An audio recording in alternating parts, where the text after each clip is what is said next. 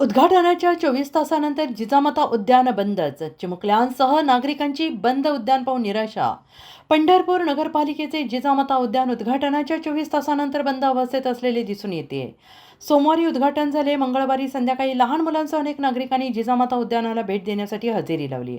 मात्र उद्यानाचे मुख्य प्रवेशद्वार हे बंद असलेले दिसून आले. तरी या ठिकाणी पालिकेचा एकही कर्मचारी उपलब्ध नव्हता आणि त्यामुळे हे उद्यान पूर्णपणे उद्घाटनाच्या 24 तासानंतर बंद अवस्थेत असल्याचा धक्कादायक प्रकार समोर येतोय.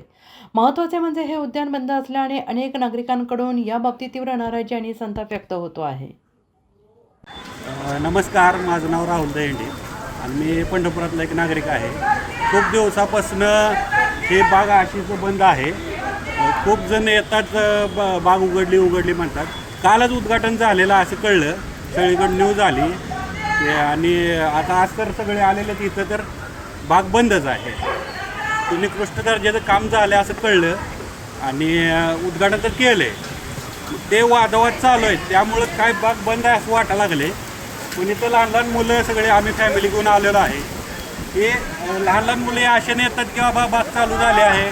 तिथं खूप वर्षापासून बाग बंद होती, 10 वर्ष झाली बाग बंद होती. तर आता सगळ्यांची एकच मागणी आहे की बाग लवकरात लवकर चालू करावी. ही सर्व जनतेची मागणी आहे.